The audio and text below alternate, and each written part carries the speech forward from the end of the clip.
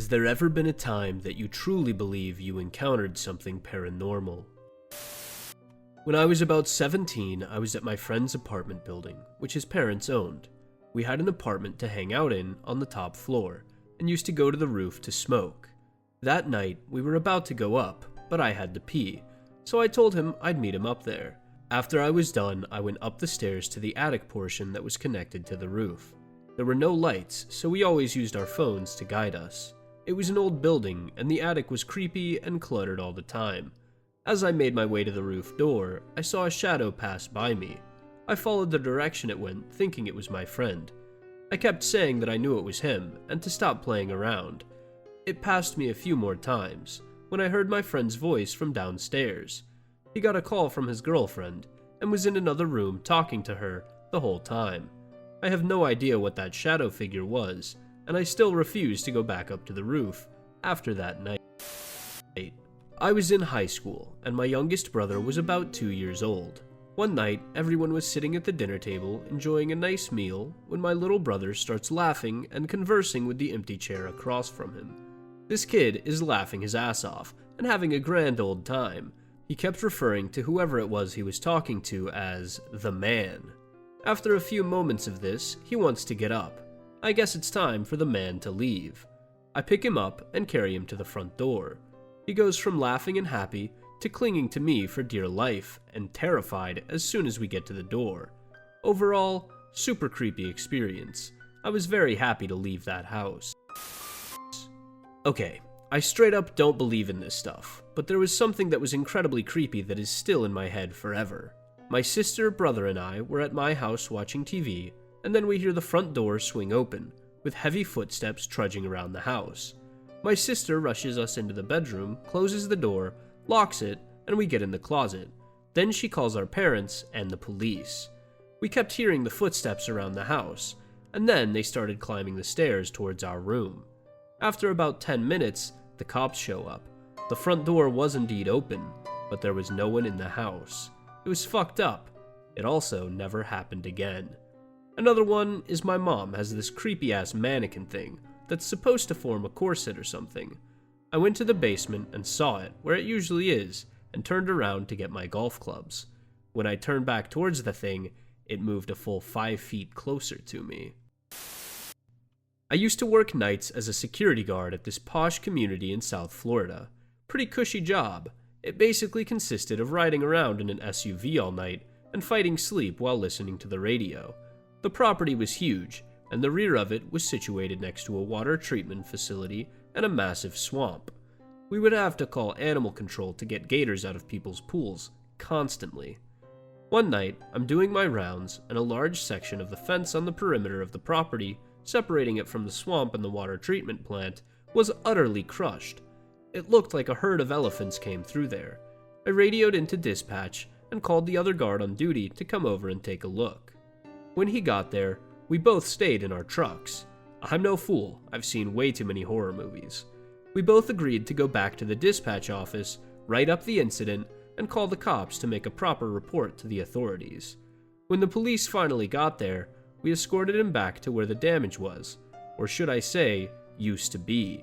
The place was pristine. No downed gate, no tracks, nothing.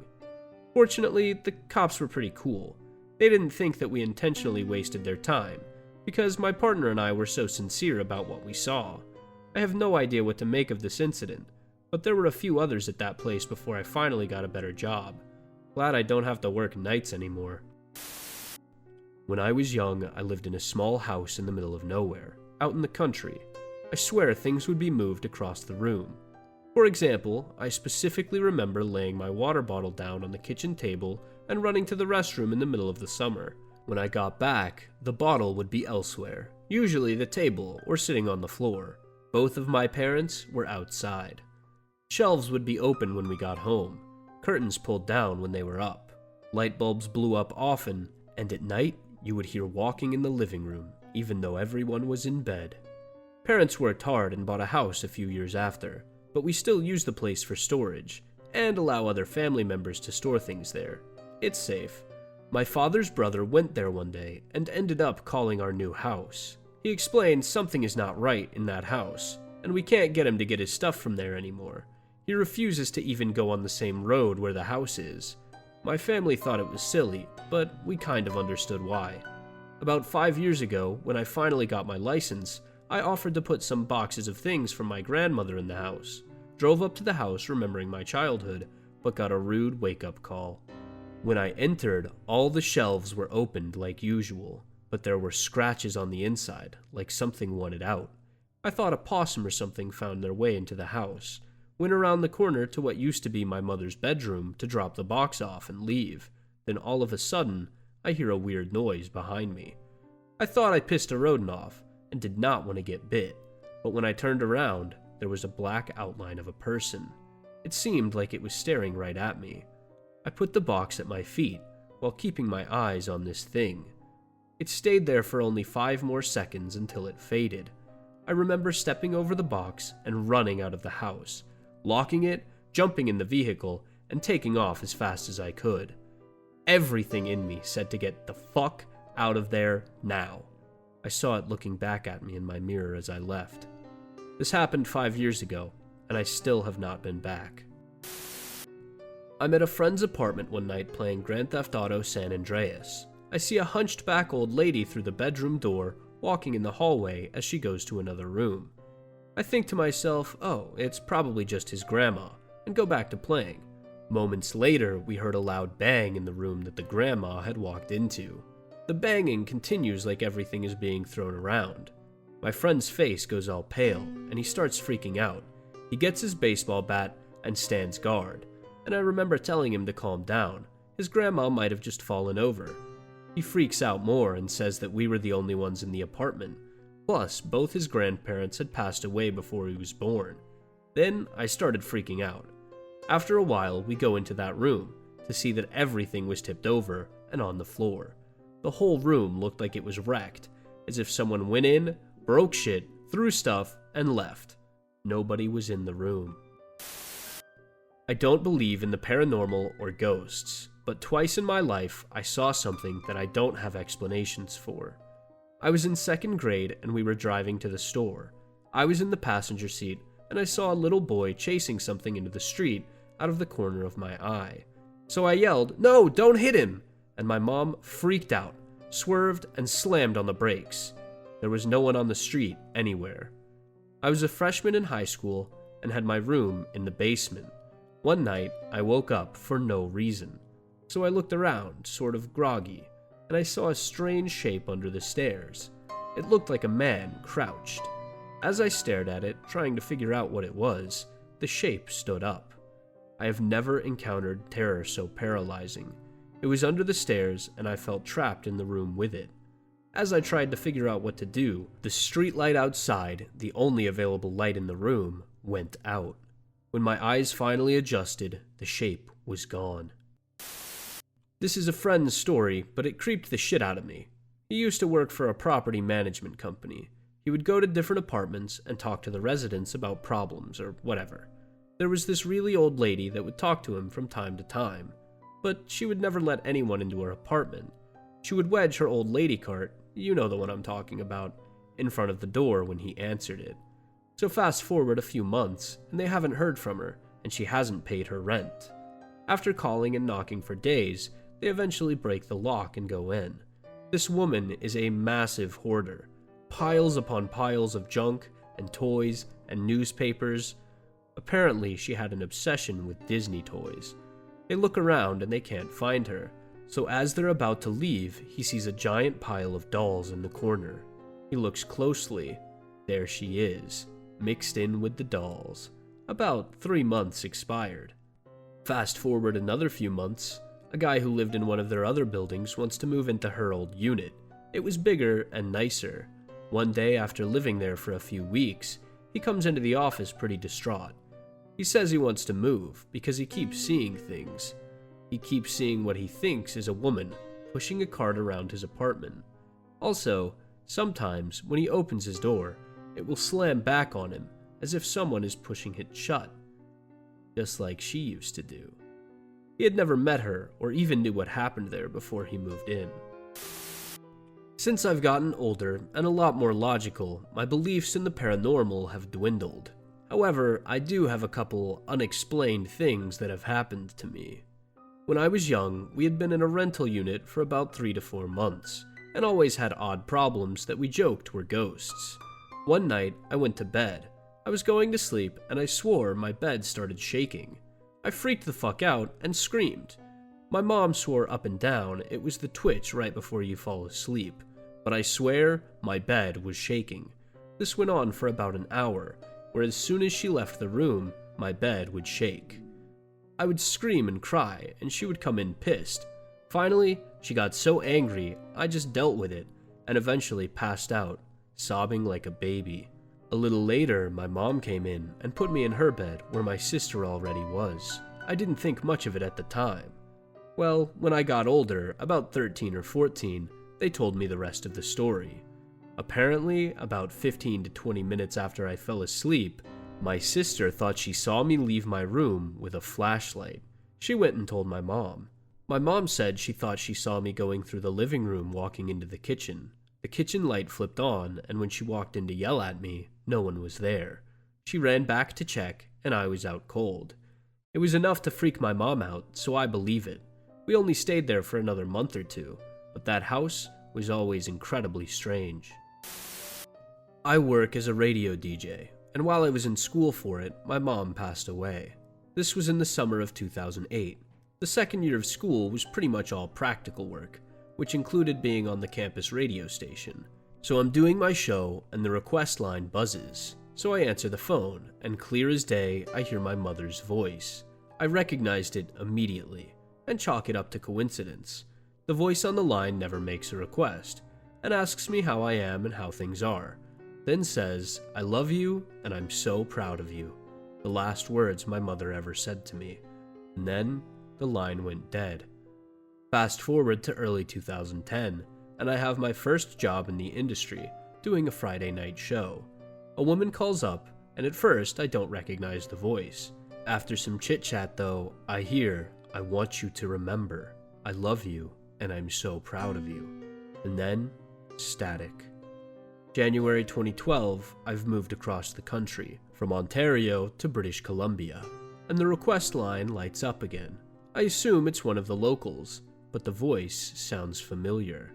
Asks me how I'm liking BC, how I'm settling in, if I've met anyone. And then, "Be safe, I love you, and I'm so proud of you." And then, complete silence. I'm not a believer in anything paranormal, or the afterlife, or anything of it, but this spooked me for about a week each time it happened. Only once, and I pray never again. I was working on a film shooting on location in a pub somewhere in London, upstairs in these super nasty flats, where only those who'd reached the lowest point in their lives would have stayed. Drug addicts, hookers, those kinds of people. Bad things must have happened there. The unit had moved downstairs, and I was doing a look around for any gear we might have left. One room had been blacked out by the lighting guys, with blue gel taped over the only light bulb around, casting an eerie blue light over the room. I entered this room and had a quick look under a bed with my torch, in case anything had been kicked over. Immediately, I felt the hairs on my neck start to raise. I sit up on my knees and see a dark figure out of the corner of my eye. I look over, shining my torch in that direction to illuminate nothing. At this point, I think, nope, and decide to leave. I hurried into the hallway towards the front door, my pace quickening with each step, as my mind begins to wander. The front door at this point is wedged open with a very large wooden wedge, the kind grips use to level dolly tracks and such. I don't want to look behind me. As I step through the door, it slams immediately. At this point, I fill my pants and descend 3 flights of stairs in mere seconds. I've tried to rationalize what might have caused the door to shut, but there simply is no explanation. Even if I kicked the wedge out, which I'm quite sure I didn't, it would have taken a few seconds for the door to close. There was nobody in the flat with me. This is my brother's story, not mine. He's the janitor at his church, and he works late at night.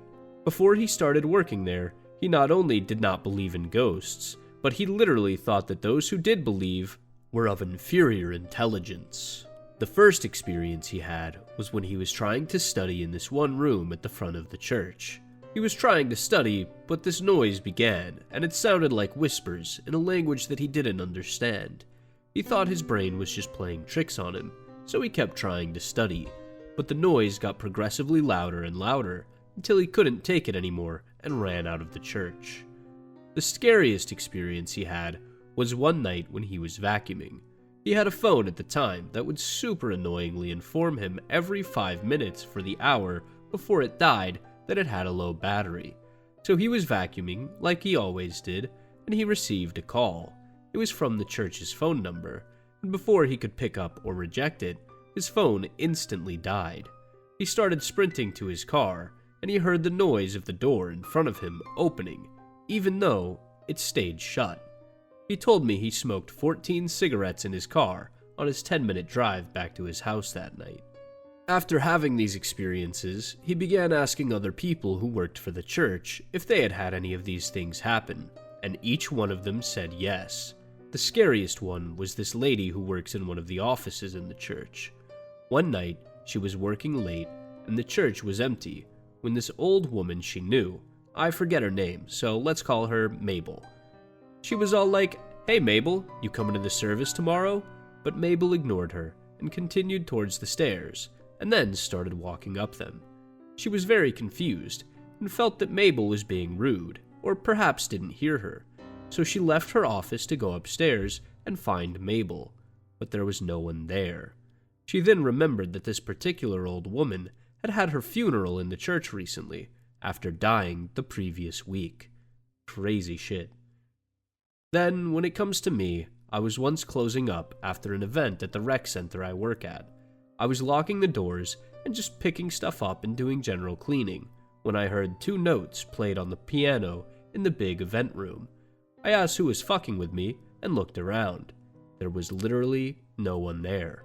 I just got the fuck out.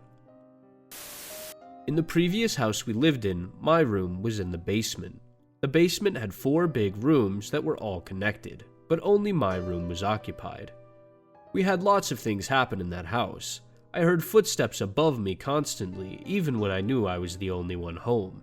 The first few times, I would go upstairs and check, but after a while, I just got used to it.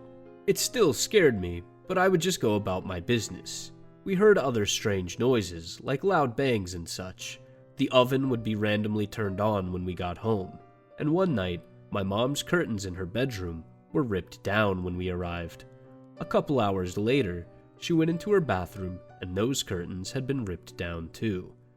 Being a dumb teenager, I had 2 of my friends come over one night and we played with a Ouija board in the basement, and then went into the basement bathroom and played Bloody Mary. Of course, nothing happened. We just scared ourselves. As we were walking back into my room though, we heard the loudest bang, and it sounded like it was coming from right behind us. The room we were in was empty. We ran upstairs and saw my mom peeking her head out of her bedroom, white as a ghost. In the hallway, the glass cover thing that went over the light had fallen and shattered right above where we had been in the basement. My friends left pretty quickly after that, and my mom had a friend of hers come and stay the night with us. No one ever believes that it happened right after playing Bloody Mary, but I swear on my life it did. So late one night, I was up watching TV, and I heard my dog at the sliding glass back door, huffing and growling at something. I went to go check it out, and peered through the glass, but saw nothing, so I opened the door to let him out. Our yard was pretty big, and the back porch light didn't light up the back part of the yard. My dog took a few steps out and stopped, peering off towards the back corner of the yard, toward the shed, and a mid-sized tree that was next to it. Seconds later, something emerged from the tree. I couldn't make anything out, just a large dark mass about the size of a person that swooped soundlessly out of the tree and up into the sky, disappearing into the stars. My dog went ballistic and began barking after it, but still he didn't move. I grabbed him by the collar and pulled him inside. I am absolutely convinced that my brother and I experienced something paranormal a few years back. When we first moved into our house, I was about 12 or 13, and he was about 15 or 16. We were both home alone playing Sega Genesis in the basement. NBA Live 96. Yes, I remember the exact details. My dad was out of town on a business trip, and my mom had taken my two sisters to the mall. While we were playing, we both heard my sister calling my brother from upstairs, yelling out his name twice. We both froze and looked at each other, without saying a single word. Being the scared younger brother that I was at the time, I told him to just forget about it and keep playing. About 10 minutes later, we hear the exact same thing again. My sister calling my brother from upstairs. This time, there was no doubt in our minds that something weird was happening. We found whatever we could use as weapons. I found a tennis racket, and he found a 2x4, and we went upstairs exploring the house. We checked every single nook and cranny in there, but found nothing.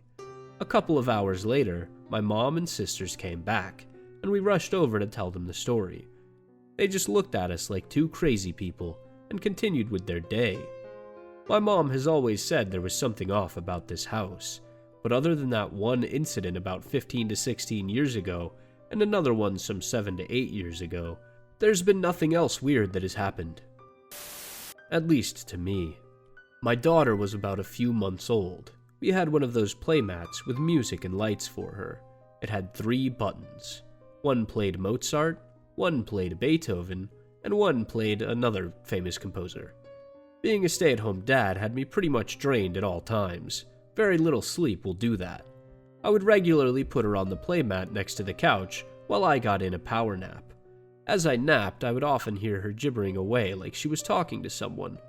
Both her grandfathers died many years before she was born, so I would play around and ask her if she was talking to her pa. A few weeks later, and I started getting depressed from the lack of sleep and how boring my life had suddenly become. I didn't notice the first few times, but when I'd hit a low point in the day, the mat would start playing out of nowhere. Always the same song. I couldn't catch this playmat turning on by itself. I made sure to put my daughter right away from the buttons. She couldn't roll over at this stage yet. The same song would magically start playing. I searched the mat for some sort of pressure pad that triggered it to play the song. Nothing. One day, I had just picked her up off the mat, and the song began to play again. Why does this mat keep randomly playing Beethoven all the time, kid? Is it one of your paws trying to let me know they're around? Then, I pushed the Beethoven button. Oh wait, this isn't the song it always plays. It must always play Mozart, I said. Next day, having my power nap with the kid on the playmat and the TV on in the background. Then, the playmat fires up. Only this time, it is Beethoven. At that exact moment, an actor on the TV show I had on said, "Ha! That's something Pete would do." My late father-in-law's name is Peter. I was spending the night at a friend's house around sophomore year of high school. It was me and about 4 other people who would all sit up on a loft above the living room and sleep on a couch or the floor. I drew the long straw and got to sleep on the couch. When I wake up the next morning, my head is on the opposite side of the couch. I asked my friend if they moved me while I was sleeping or something. I figure I would have woke up had I been jostled, but I wanted to check and make sure. He says, "No man, at about 3 a.m. I turn around because I hear movement, and you're standing up walking around in circles. I asked you what you were doing, and you said, 'My legs, they work, my legs!' excitedly, and just laid back down on the couch. I just thought you were sleepwalking or something." When everyone else wakes up, they say they didn't see anything. I have no history of sleepwalking, or anything similar. The next weekend, I'm lying on the couch again, and I reach in between the cushions and find a used vinyl glove. I ask the friend who lives in the house if this was his FAP glove or something. He tells me, "Oh no, that's from when we moved my great-uncle out of here. He died on that couch a couple years ago. He spent the last 3 months there because he couldn't really move." I thought he might be screwing with me, so I asked his mom, and she gave me this dumb look and said, "Yeah, he died there, but don't worry, we cleaned it." Mine will probably have a fair number of skeptics, because it's a story from a Christian summer camp. But here goes. I told everyone that I felt walled off from God or whatever, and then people started praying over me. Standard stuff. The dude who was praying right in front of me was holding constant eye contact with me the entire time, and I started to feel extremely scared. That's when things got interesting. I tried to scream for something to get out of me, but couldn't get the words out. Something was there. It went on for about half an hour, I'd guess. Didn't really keep track of time. And then a couple people helped me walk out of the room. I almost collapsed and was physically drained for the rest of the night. Other people told me afterwards that when they put their hands on me, they had to leave because touching me drained energy from them and they couldn't continue doing it. The chair I was in was almost too hot to touch afterwards. I asked multiple people about what happened, and it seems that their opinion was demonic oppression. Not possession, but it was an attack.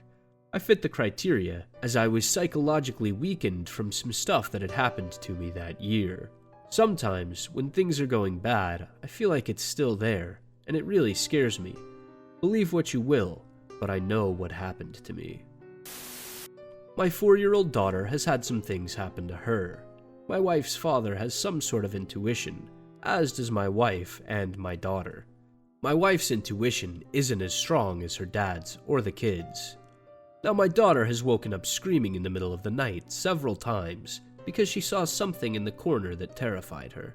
She couldn't describe it any other way than scary. My wife called her dad the next day and talked to him about it, and he said it most likely is a thin spot where sensitive people can see things not of this world.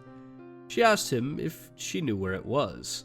She didn't tell him where my daughter had seen the creature, and he told her it was in a corner by a window in her room. After that, my wife called a friend of hers that is also sensitive and asked her the same question, and her answers were the exact same as her dad's. They also both picked out the same spot in my daughter's room. Her dad was in Colorado, and the friend lives in California. My kid also has a few stones under the sheets to help with dreams and such. Both of the stones went missing when all this started to happen.